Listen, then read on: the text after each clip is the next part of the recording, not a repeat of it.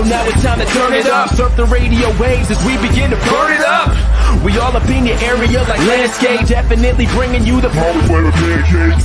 It's a mandate that you tune in. It's time to move out so we can move in and recognize that this is no illusion. I'm here to clear the air so that there is no confusion. It all started off in the book of Genesis when Jacob was wrestling with who he thought was his nemesis. And when the man saw he couldn't overpower him, he touched his hip but he really couldn't devour him. And from that point then we hear a name change, rearrange the game, so now we gotta change lanes. So I'm here to let you know it's time to listen to the Pancake and Power Slam show. Let's go! Turn it up, turn it up. It's the Pancake and Power Slam. Turn it up, turn it up. It's the Pancake and Power Slam. Turn it up, turn it up. It's the Pancake and Power Slam show. Turn it up, turn it up. It's the Pancake and Power Slam. Turn it up, turn it up. It's the Pancake and Power Slam. Turn it up, turn it up. It's the Pancake and Power Slam show. Turn it up.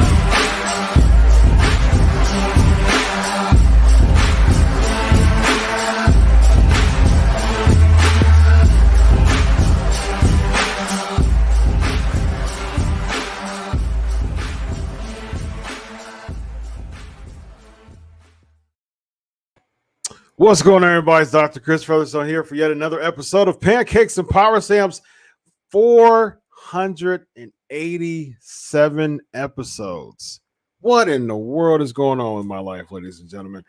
Almost 500 straight weeks, too. 487 straight weeks I've had this Pancakes and Power Slam show gig. And this person's been on there for about, I think it's like the 7th or 8th time, man. He was like one of my most visited guests because I love talking to this dude, man. He's one of the people in the business that I've actually grown a close friendship to, and man, just a really cool dude, man. Just a great guy, and just great to talk to, great to catch up with, man. He's just one of those guys, man, that it's, you know, every time he texts me, it's just a pleasure. I smile. It's great to hear from him, man. And we catch up and talk, and you know, just basically catch up and make sure that each other's okay, man. And that's what it's all about. And just humanity, period. That's how humans should treat other humans. And just making sure it's okay. It's not some gimmick. It's not some work. It's just two people who appreciate each other and want to make sure each other is being successful and want to see each other win and want to see making sure each other's okay. That's what it's all about. So without further ado, ladies and gentlemen, my man, Marty Elias, how are you tonight, man? Hey, how are you? Thank you well. for that. You know what, Chris, or doctor, shall I say doctor? Man, you're good. You knew me as Chris, so. Yeah, but you know what? I humbly thank you for these amazing intros, man, because I didn't register a lot of that stuff a couple years ago, man. And when people show me love today, I embrace it and I take it for what it is, man. There's great people out there like yourself, like me, and there's others, man. And what you said is so true. It's all about helping others, and I'm sure we'll get into that as we talk tonight. But just being there for people, whether it be a sounding board, just checking in on somebody, just saying, "Hey, man, how are you?"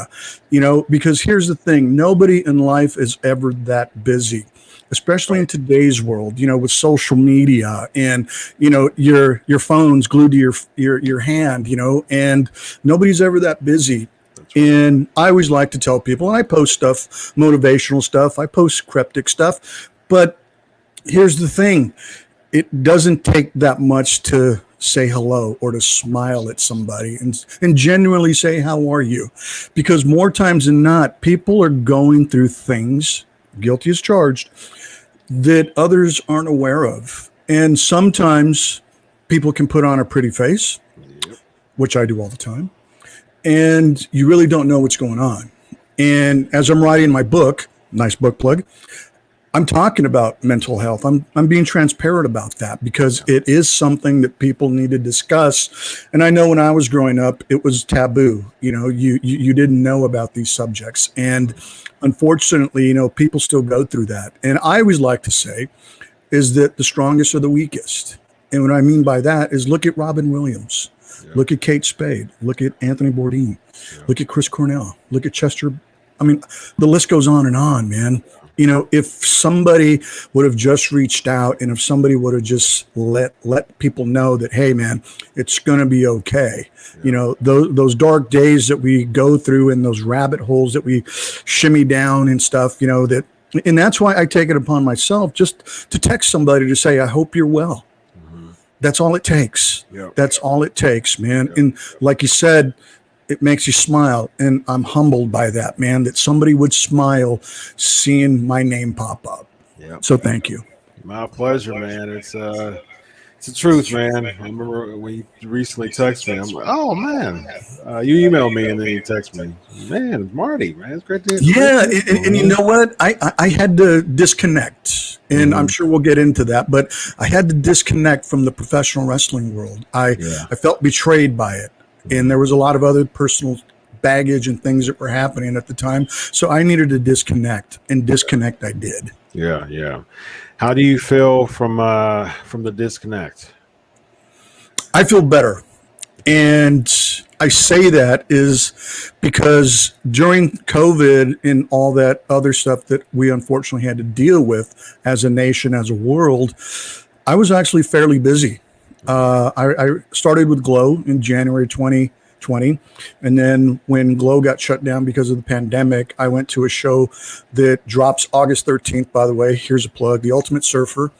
I was in the talent department, handling talent and stuff there. And then I went and I jumped on a show called For All Mankind, which is about the 80s space race. And that was done at Sony, and it was for Apple Plus TV. And then from there, I jumped on to Good Girls, and I did Good Girls up until last month. So I was fairly busy, but at the same time, I was focused on what I was doing out in Hollywood and production. And to say that I know nothing that's going on in professional wrestling would be an understatement, because I know absolutely nothing. I couldn't tell you who's a champion. I couldn't tell you who's getting pushed. I couldn't tell you who's been signed. And I enjoy it. Yeah. I enjoy it. Yeah. Good stuff, man. Or have you been plugged back in? I'm sorry? Have you been plugged back into wrestling now? Well, here's the thing. I went to an expo, Squared Circle Expo. There's another plug. I'm going to be plugging a lot of stuff today. I'm fine with that, man. So I trust you enough. You can plug it. Thank you. I appreciate that. You know, future legend. There's my boy. Nice. Another plug. So I went to an expo in Indianapolis in May, and Ed Gonzalez, mad love to you, Ed. He reached out to me right around the time I did the Chavo Guerrero podcast. Mm-hmm. And mind you, I haven't done anything wrestling related at all, you know. And he reached out to me and he goes, hey man, I'd like to have you come out because you would, you know, come out and do a Q&A, and I really want you. And, you know, people would like to meet you. And again, where I was at, I really didn't think people cared about anything that I ever did in this business, my accomplishments, my dreams, everything. You know, I really felt betrayed by the professional wrestling world because I have done all these great things and I was involved with a lot of good things too. But the wrestling world is a world within itself, unfortunately. And when you give and you do it out of the kindness of your heart, and you do it because you want to see others succeed. You want to see the business do well. I just felt like I was yesterday's news, and I didn't want to overstay my welcome. Mm-hmm. That's why I don't do any of those WrestleCons and all the other things that people do. That's just a personal choice. But Ed Gonzalez from Squared Circle, he was very convincing. And I went out. And he says, just hang, you'll do a Q&A. I just want you to interact. And that's what I did. And I'm glad I went because it was validation for me.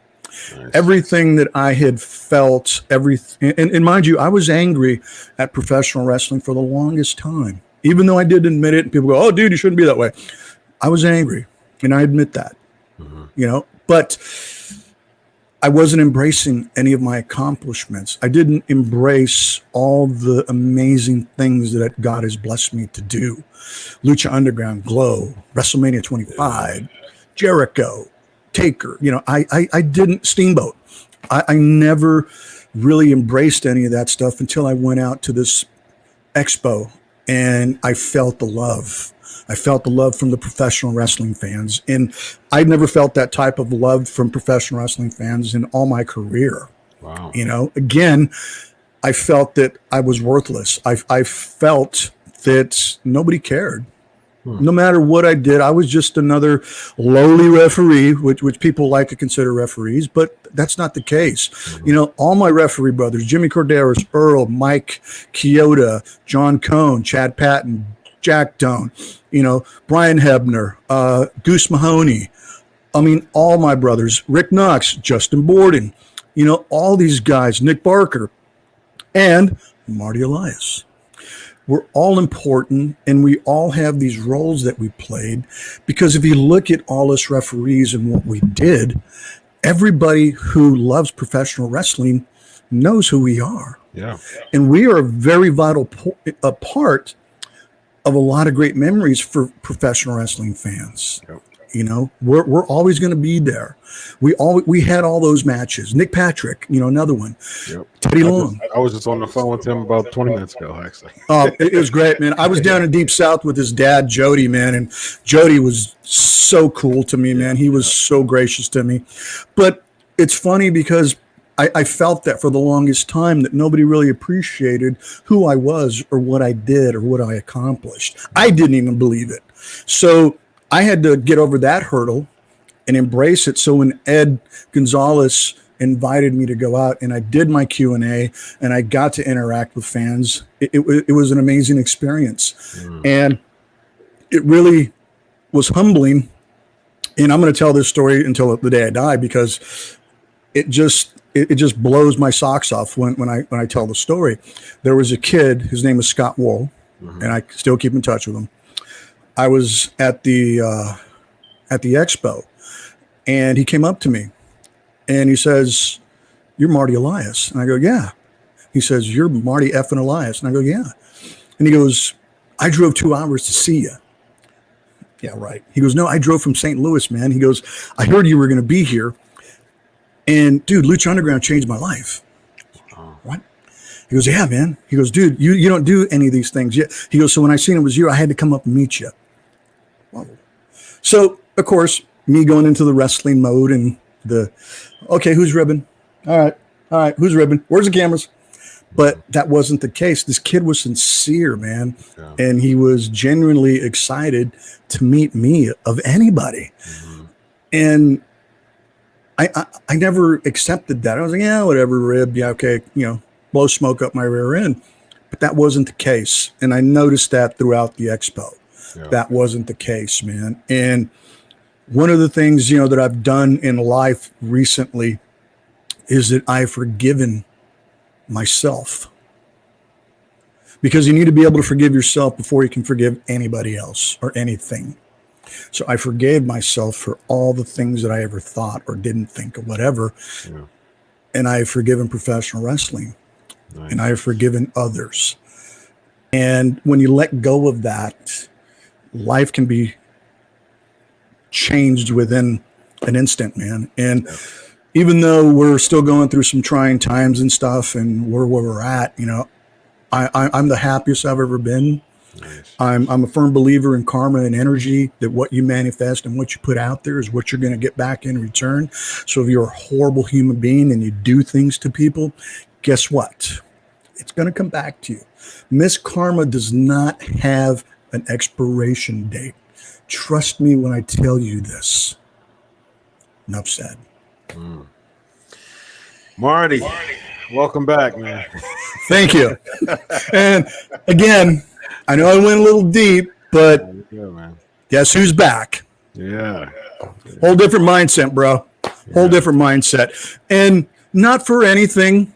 I don't hate professional wrestling. Don't hate anybody involved with it. Don't hate, like I said, because hate is a very strong word. I just know my value and my worth today. Yeah. I really do. Yeah. And I'm not going to be second best to anybody or anything. Yeah. Because I know what I've done. I know who I am.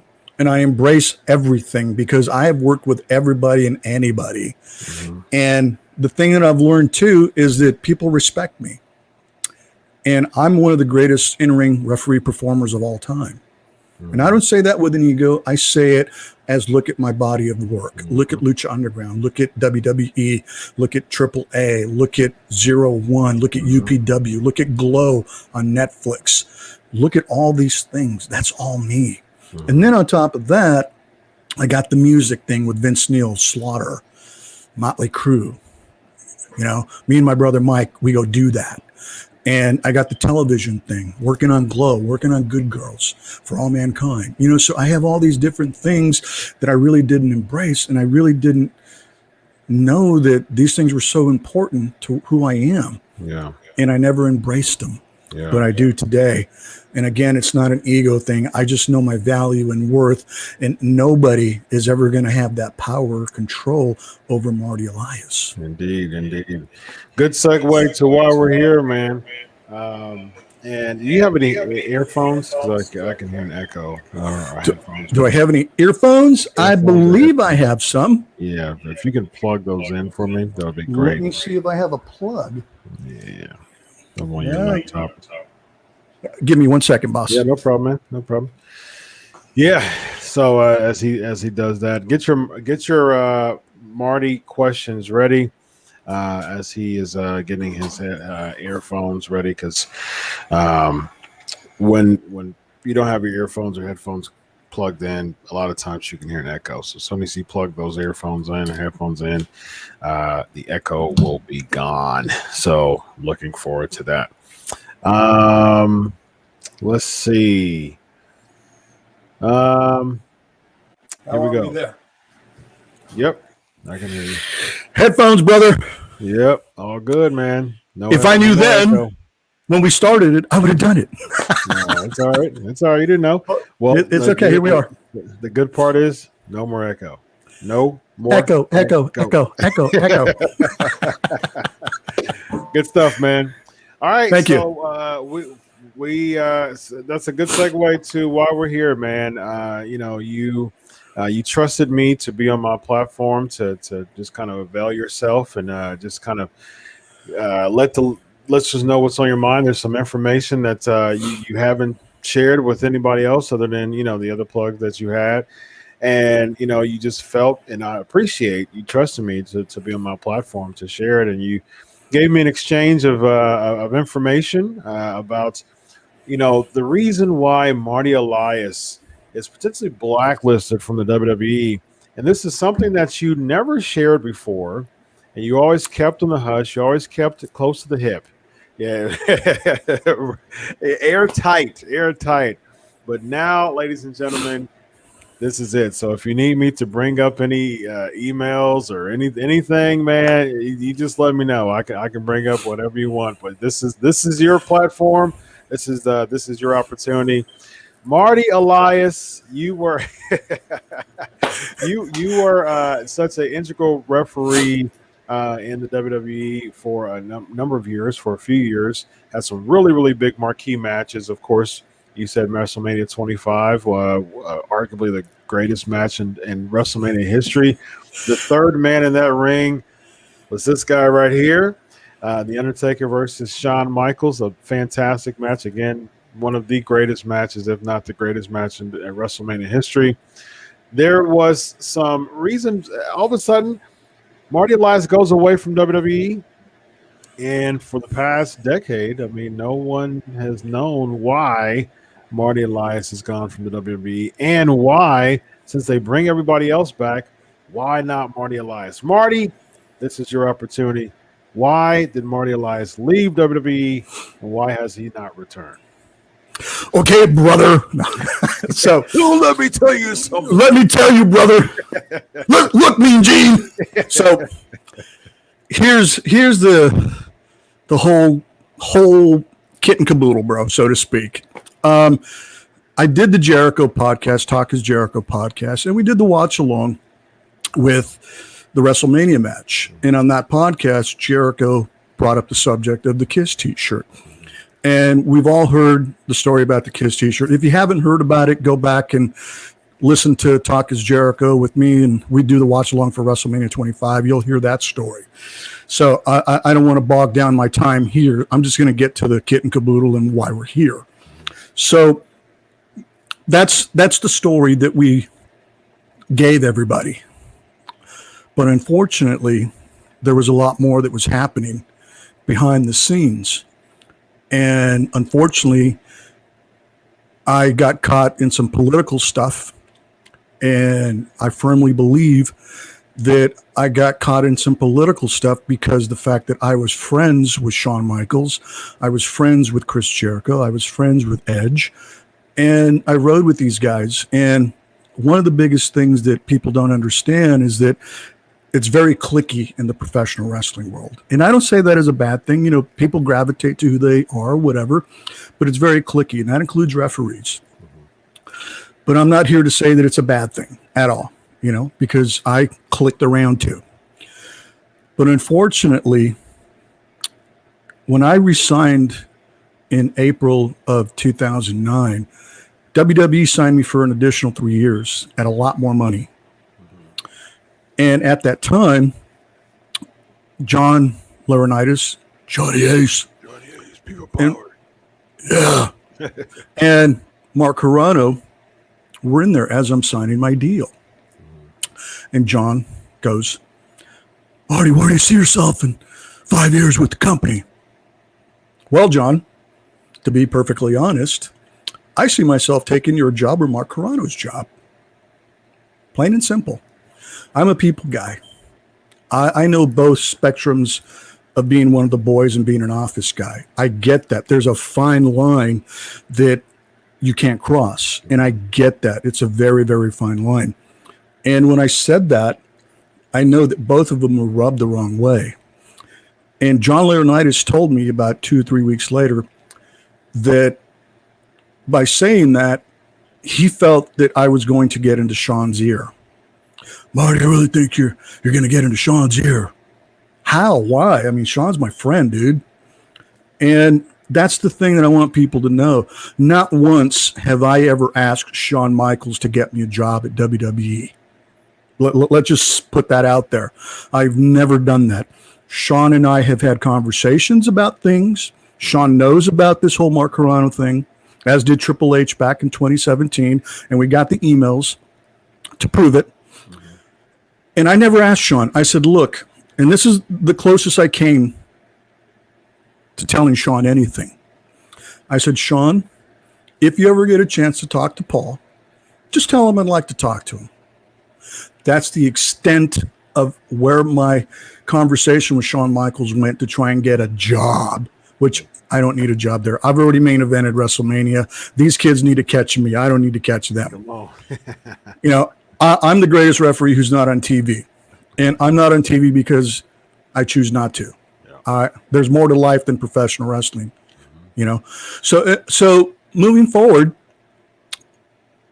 I started to feel a little bit of an outcast. And the reason I say that is because there was a lot of rumblings back in 2009 when a lot of stuff was happening backstage at WWE. And unfortunately, when I got let go, I was given the whole T-shirt explanation. Kevin Dunn was upset. Marty's an effing liar. WWE doesn't need effing liars. Okay, look in the mirror. Hello. Yep. So, all right. So I was let go. And I was let go on July 31st, 2009. John Laurinaitis called me at 1:34. I still remember it. I was leaving the gym. I was going home to pack my bag because I was going to catch a flight. And he called me. And he told me that I was being let go because of budget. So Jericho, who I called and who I was writing with at the time, went into John's office on Monday, the following Monday, because they fired me on a Friday. And he asked Johnny what happened. And he says, well, Kevin Dunn said we don't need liars, so I needed to fire him. But here's the thing. John Laurinaitis doesn't have a spine. And I'll say that right now. John, you have no spine, dude. Because here's the thing. He could have told Kevin Dunn, don't worry about it. because I was under the impression that I was going to get suspended without pay, or I was just going to, get fined $5,000. But unfortunately, that didn't happen. I got fired. And instead of John being the executive, the boss who handles talent, he could have said, Kevin, he's my guy. I'll deal with it. I'll take care of it. That's what great management people do. And I can say that with a clear conscience because I've managed people my whole life. I've had lives before this. I've been warehouse managers, distribution. I've been superintendents. I've done this whole thing, man. So I've managed crews up to 75 people, man. So I know how to manage people and how you talk to people. So John had no spine, and he probably still doesn't have a spine. Let's just be real. So I was let go. So I was sad. But at the same time, I said I could sink or I could swim. So I chose to swim. So I went back to my first love, which was music. And that's what I started doing. I did go back for 2 years to work as a distribution manager for a very high profile company.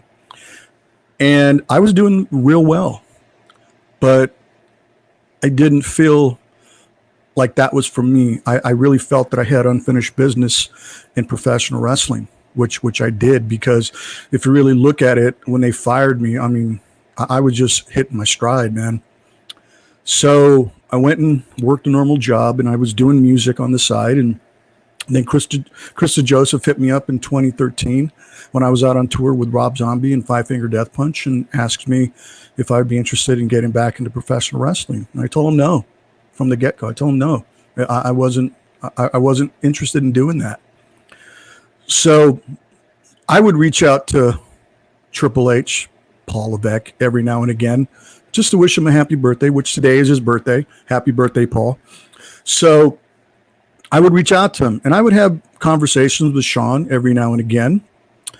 And I couldn't figure out for the life of me why nobody was calling me.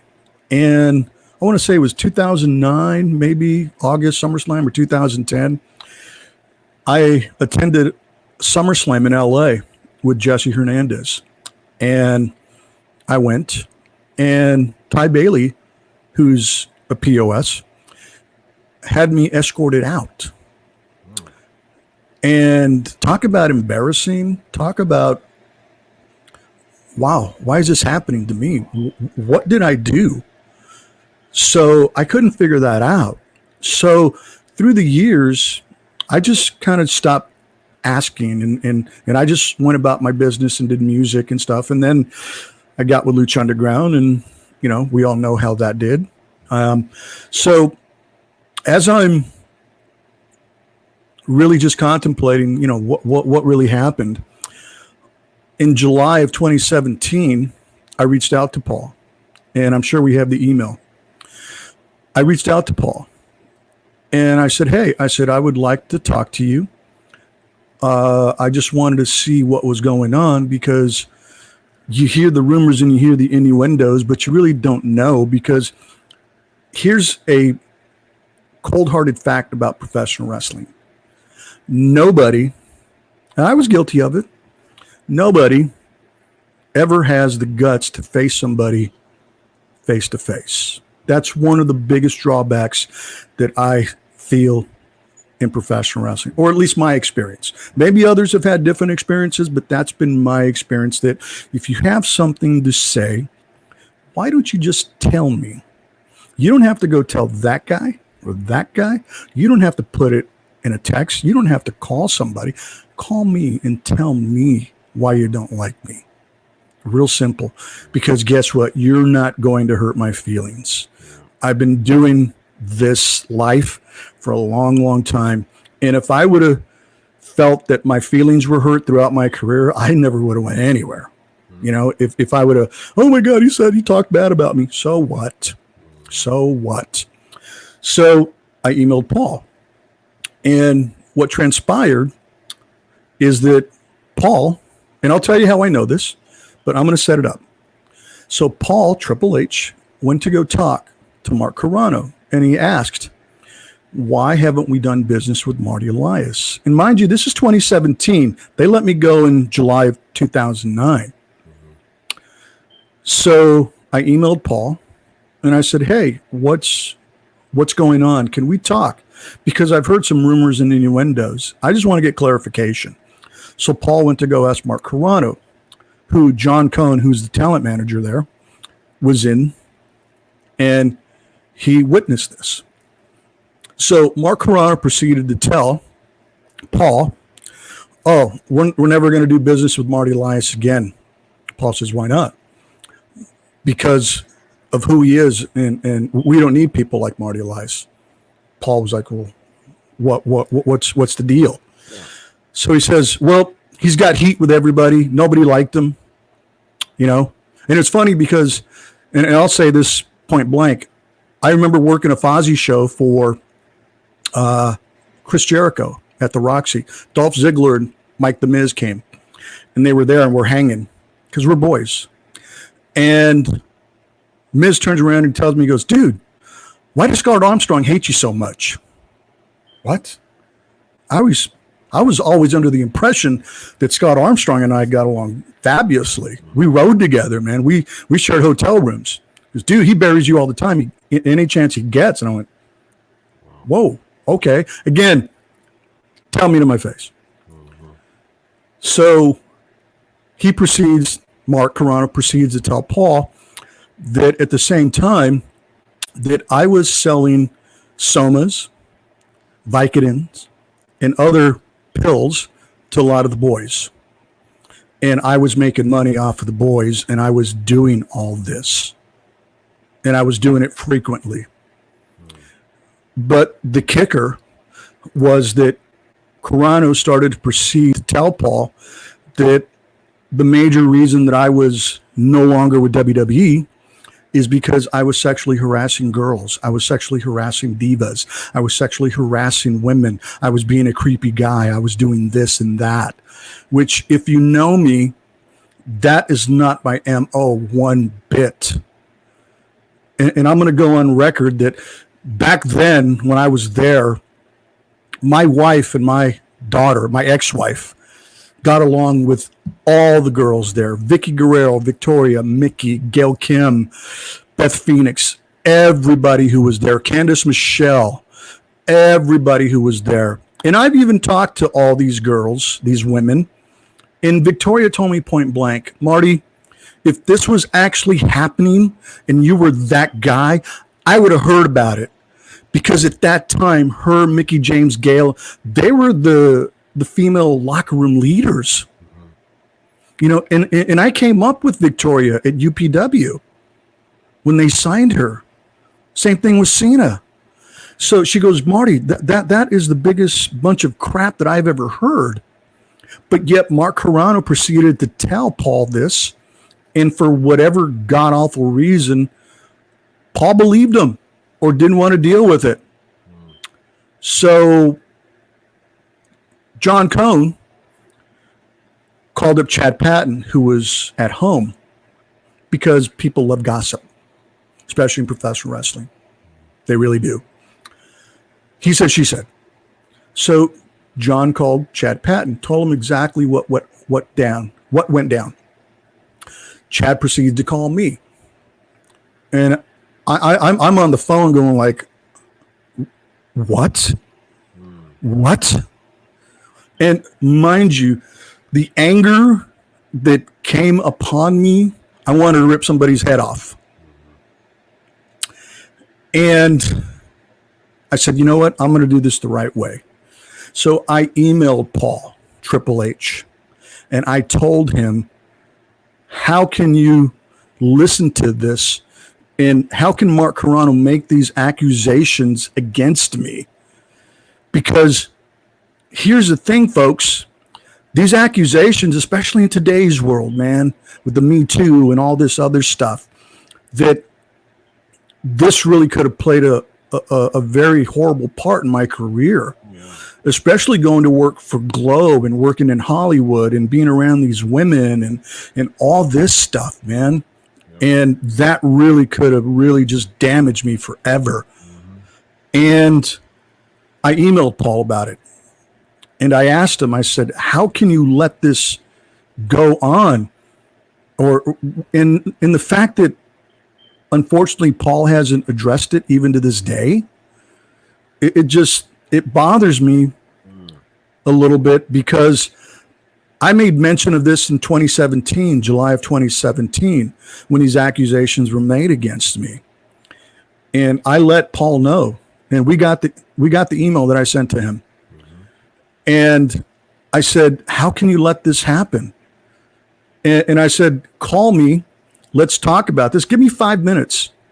Because here's the thing. I don't need an effing job. I just want to clear my name. Yeah. That's it.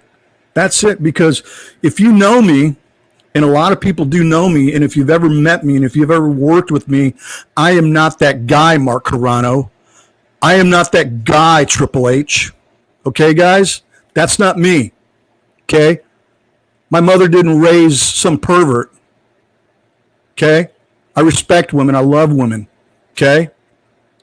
But that's not who I am. That's not my MO. And that's the thing that's upsetting to me.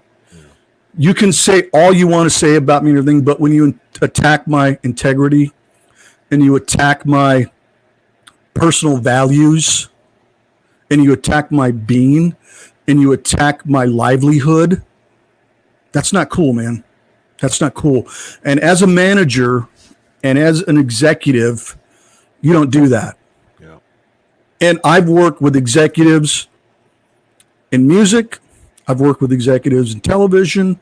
I've worked with executives in WWE, Lucha Underground. I've never, ever had issues with anything or anybody. And if I do, they're personal. And I've addressed them. So to have this stigma, to have these unvalidated, non-merit accusations about me as a human being and who I am, that doesn't sit well with me. Yeah. Right. And if I'm angry about anything in professional wrestling today, that would be the subject, but I don't dwell on it every day. I don't even talk about it, but I'm talking to you today about it, you know? And that's the thing that has troubled me. And maybe Paul doesn't want to deal with it. Maybe he just wants to sweep it under the carpet. Maybe, we don't need to deal with that and bring him back in because we got to address this. Fine, just tell me that. Yeah. Don't tell me that, you know? Yeah. But the fact that it's been 12 years, it's been 12 years. Wow. Really? You know, and here's the thing. Those are 12 great years that I wasn't employed or doing anything with WWE. Let's say hindsight, they would have called me, whatever. I could have probably went back and made some money.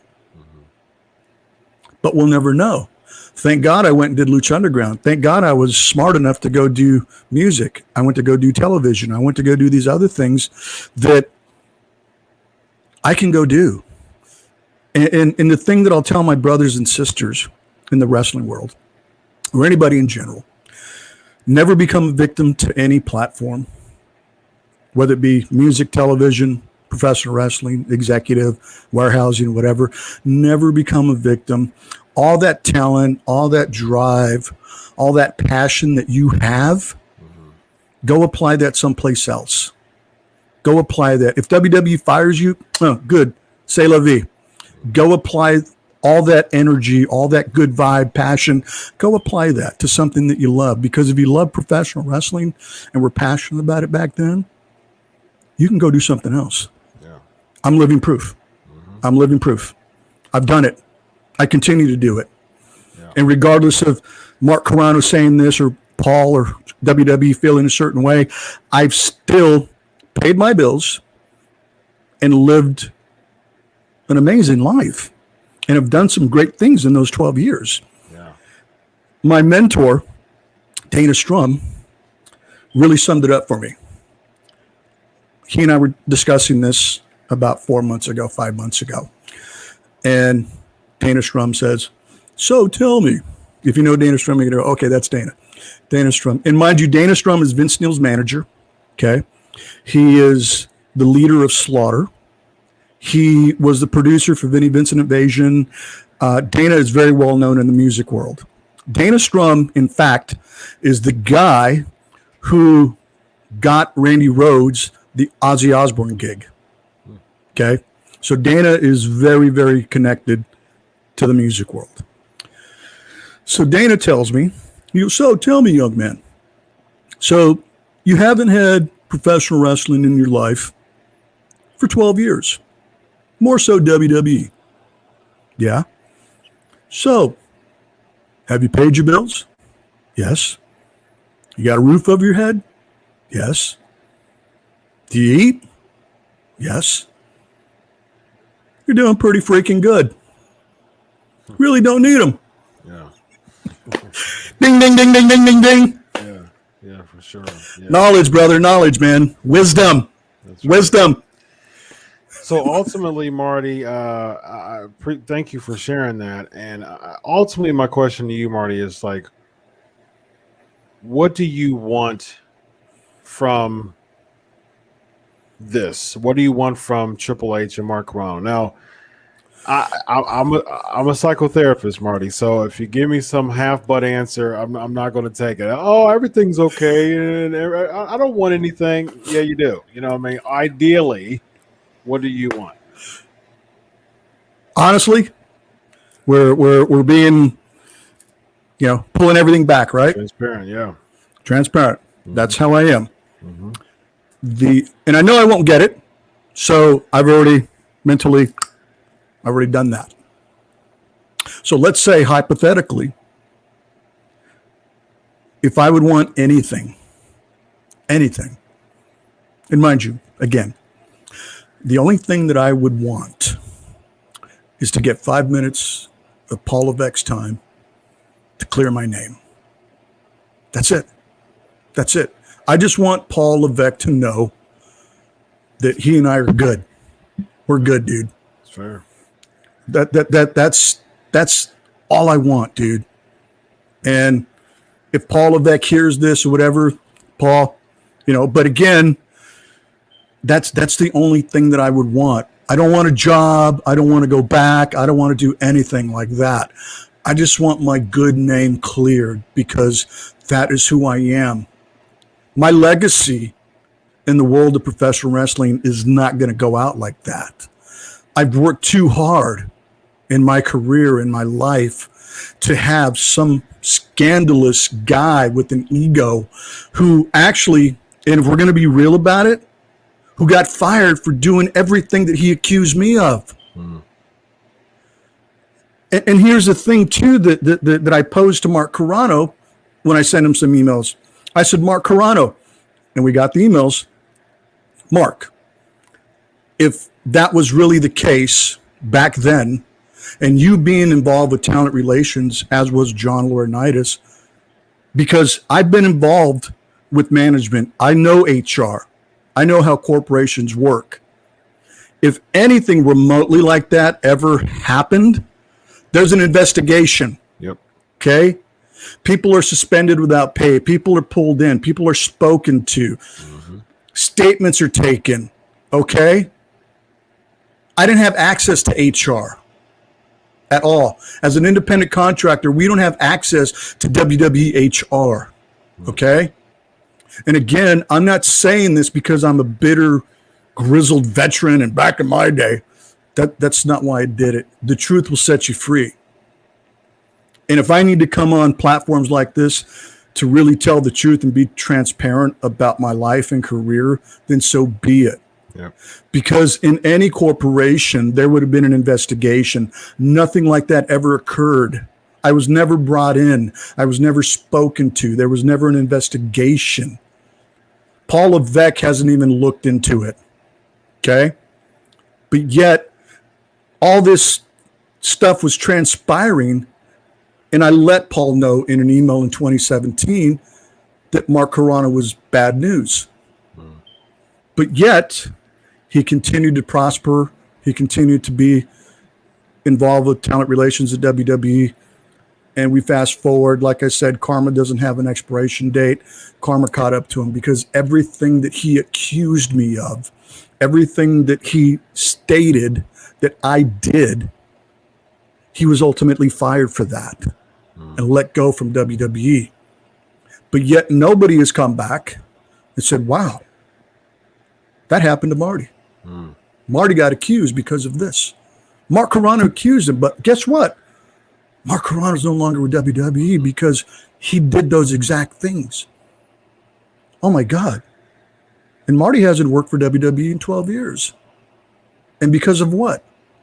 Because of Mark Carrano's vendetta against me. His personal vendetta against me. Where do you think that stemmed from? Mark Carrano didn't like me because I didn't tolerate his BS. Okay. He really enjoyed, and I'll give you a prime example of that. Mark Carrano would always give referees the crap jobs. And what I mean by that is that as talent relations, we always got stuck. And I say we referees got stuck. We needed to go inform talent, top talent, that they needed to go take a drug test. They needed to go pee in a cup. That was Mark Carrano's job. He didn't have the cojones to go do his job. So what he did is he threw it on referees, and he used to love watching us, get yelled at by Big Show, by Edge, by other guys. And trust me, there was a lot of times I got yelled at because I had to go tell somebody they had to take a drug test. That's not a good situation to be in. And the other thing that he loved doing is we used to have stooge duty, referees, and we would have to check people in because there was call times. Let's say we were on the West Coast, it was 10 a.m. East Coast, it was 1. So we had a list that we would have to write everybody down and when they came in. And if folks were tardy or they were late, they got fined $250. Wow. I despised that assignment. I hated that assignment because it wasn't me to write somebody late and they get in trouble because they're late. But Mark Carrano didn't care. He gave that duty, and he knew that if somebody got fined $250, they were going to yell at him. They were going to yell at me because I stooged them off for being late, or they were going to yell at another referee. Yeah. I'm sorry? He used you as a scapegoat. Absolutely. And he did that.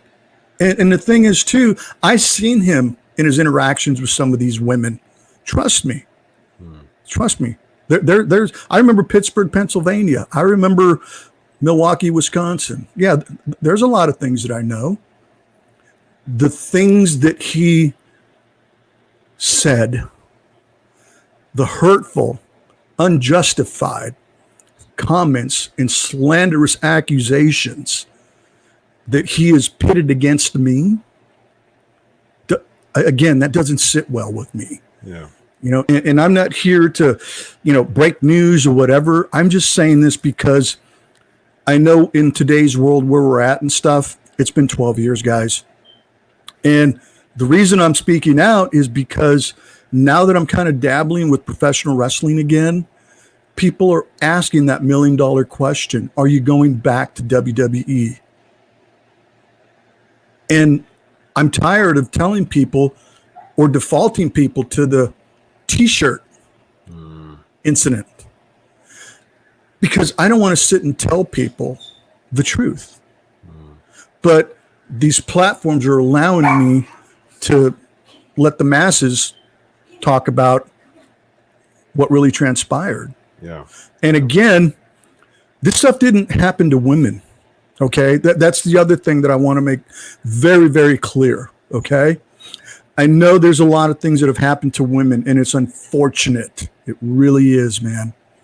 And it also happens to men. Okay. It happened to me. And the reason I'm speaking out on it is because I just want the truth to set me free. This is my truth. This is my experience. This is the stuff that I've been dealing with for 12 years. Yeah. And when nobody is giving me my day in court, that doesn't sit well with me, because anybody who is in these executive positions and in companies or corporations and things like that, there's two sides to every story. Nobody's ever heard my story. And I've been blacklisted and I've been persona non grata for 12 years because of scandalous accusations against my character. Okay? And again, I can't not iterate enough. This is not who Marty Elias is. Okay? This is not who I am. I'm not saying it to try and get a job. I'm not doing this for that. I'm doing this because, again, I feel great with where I am at. I'm forgiven. I'm okay with stuff today. Yeah. You know, I'm not going to let this fester and sit inside of me and ruin relationships and ruin my mentality, ruin my heart, ruin who I am as a human being, as a man. Yeah. And again, if you know me and you've worked with me, you know that I'm the most humble guy you guys are ever going to meet or you guys have met. That's who I am. And for Mark Carano to be in a position to damage my livelihood, and for somebody in WWE management who knew this happened because I sent them an email and they knew this was transpiring, but nothing was done, says a lot about the company, doesn't it? Yeah, it sure does. Marty's close this out by sending a message. If you can look straight into the camera, and this will go from place to place. This is breaking news, so to speak. If you can send a message to Triple H, because if he never responds to your emails, I know that you sent me the chain and things like that. But a lot of times people do respond to buzz. All right, that's what happens. My bachelor's degree is in public relations. A lot of times when you create that buzz, oh, you did send me an email. I'm sorry, I didn't get your email back 4 years ago. Yeah, sure, you didn't see it. So if you could send a message to Triple H for him to look on Twitter, on Instagram, somehow he'll get a hold of this. Marty Elias, if you can't email Triple H, he can't respond to your email, what does he need to know? You ready? Yes. Okay. It's coming from the heart. All right. Paul, you worked with me. You know me. You met my family. I worked hard. I worked hard for WWE, dude. I really did. I didn't deserve this. You know my character, man. You know what I'm about. And to allow this to continue, it's not right. And I know the wrestling business can be very fickle, but that's not who I am. You knew me well enough, and you know my personality. You know who I am as a man. If I committed an unforgivable sin that I was accused of, or if I did anything that was remotely unsavory, and these accusations continue to stand, I just want you to know that I want my name cleared. I'm not asking for a job. I'm not asking for forgiveness, because there's nothing to forgive. I just want my name cleared, my good name. And that's it. Yeah. Yep. Well, that sounds fair to me. Well, I know you personally, Marty. Thank you. And you've been all right by me, man. So Thank you. I can't speak for no one else. I can speak for myself. And you've been a friend to me, and I appreciate you, man. Thank you. Yeah. Much appreciated. Thank you for the opportunity to spill my guts. Yeah, it's all right, man. You know, I do this every day, man. I'm a psychotherapist, so this is about an hour, and so this is a session. This is so. Oh man, what's your fee? I'm gonna bill you. It's 3 figures, but Holy. Okay. No worries, man. Well, Thank let you. the listeners know once again, man, your projects, and you got your IG handle right there, right below you. Yep. Let them know, man.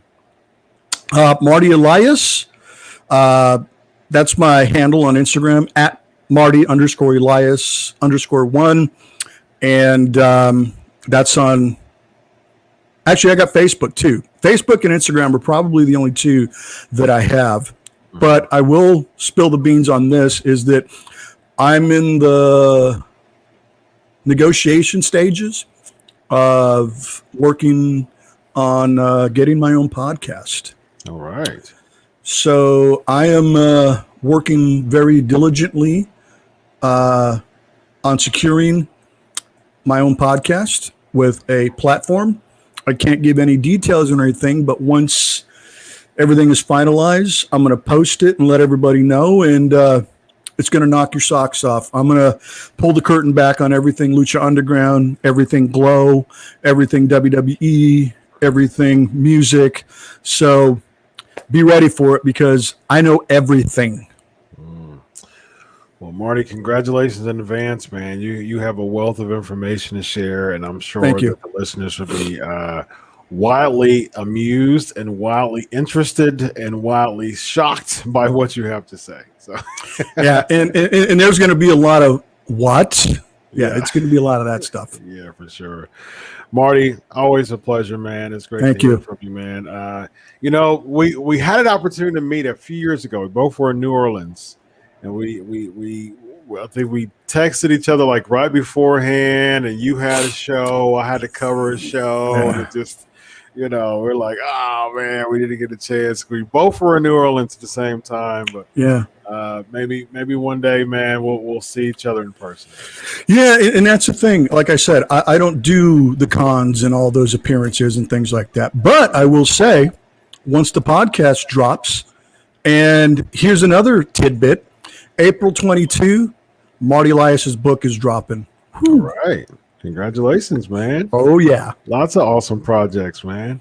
Oh, well, yeah. It's a pleasure hearing from you, man. Always a pleasure. I'm sure I'll talk to you soon, man. Yes, you will. Our normal text, how you doing, man? And I'm looking forward to it. Yes, sir. Thank you so much, man. Be blessed, my brother. You too, my man. Thanks, and everybody watching, thank you, guys. Appreciate it. Awesome, man. Thanks, Marty. Take care, guys. Peace out. Bye-bye.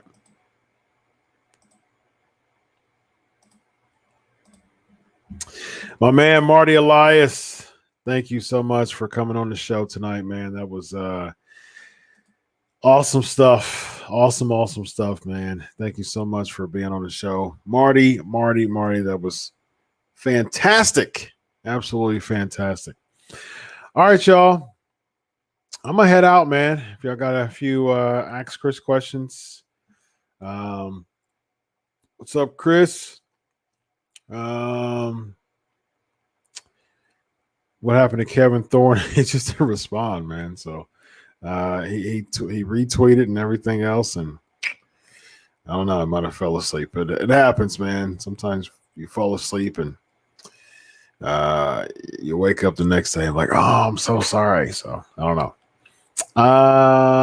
Josh, Brett Swarlot, is the first time interview. No, it's not actually.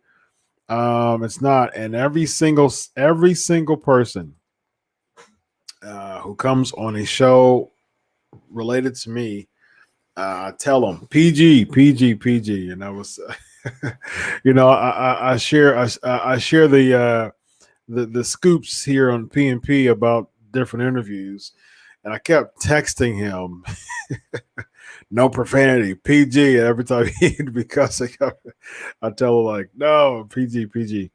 So he would catch himself a few times eventually. So, but yeah, man, that was a really interesting wrestler's court story. So thanks to Josh for sharing that. So Good stuff. Good stuff. All right. All right.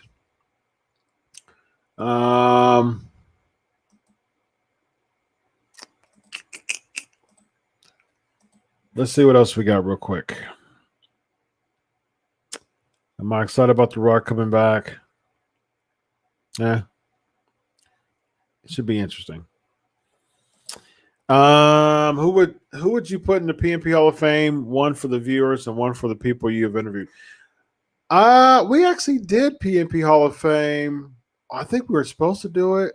We didn't do. I didn't do a formal thing. If I had one, that's a good question, Elvis. If I had one person for the PNP Hall of Fame, one for the viewers is probably old Black Bart. Black Bart is definitely viewer's choice. And I'd say one for me is probably Drew McIntyre. Drew McIntyre, yeah.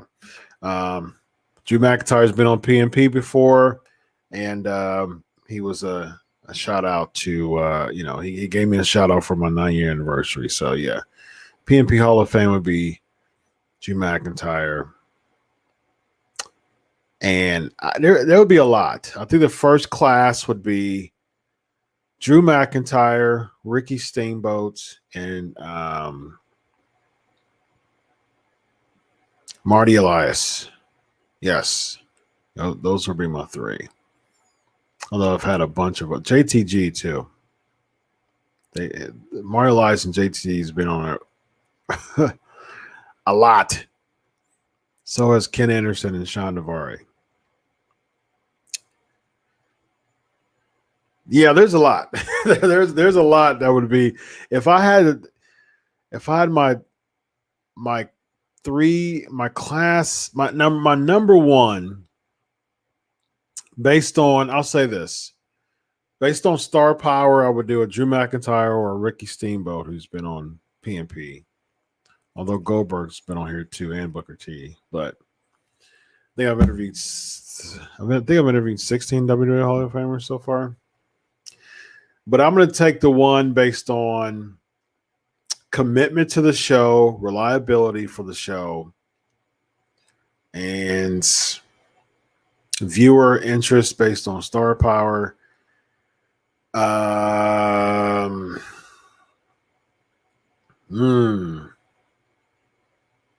Yeah, it's a tough one, man. I'll probably go Steamboat. Ricky Steamboat. There you go. Ricky Steamboat. Because he's a WWE Hall of Famer and he's super reliable and always responds to my texts. Just a super reliable dude, man. Super reliable dude. All right. Next watch party. That's a good question. Let's do a watch party soon. Let's do we have to play something that isn't owned by WWE, because if it's owned by WWE, they'll ping it. So, give me something that's, email me or message the Pancakes and Power Slams Facebook page, something that is not owned by WWE, that's more old school, and then we'll do a watch party of names that people know. I used to play Continental a lot, actually. I loved playing Continental. And then I would play Global as well. I played Global and I played Continental. Those are two libraries that aren't owned by WWE. And then WWE would ping me, actually, because there would be a very short time that they would go, like the Global would go into like USWA for like the Global broadcast would go into like one match with USWA, and WWE owns USWA's stuff. And so I would get pinged for the USWA stuff, but not the Global stuff. Elvis is requesting Mid-Atlantic. I don't know if Mid-Atlantic, I don't know if they're owned by WWE or not. I don't know if they took that library from Crockett. That would be interesting, though. That would be interesting to see if they have a Mid-Atlantic or not. Maybe I'll find out. Good stuff. All right. Just random random stuff as far as WWE. Natalia is looks like she's injured, so I'm wondering how that's going to change the scope of the women's tag title. That might strip them and have a tournament seemingly. Balor and Reigns looks like that's going to be a thing, and I talked about that. Actually, I think last week or week before that I'd be okay with Balor and Reigns. Just as a filler, though. I mean, nothing more than a filler to lead up to Cena. I'm cool with it. If you do it, they'll probably do it right before SummerSlam, or they'll probably even carry it over to maybe after SummerSlam for Night of Champions. Either way, I'm cool with it. What's up, Aaron? And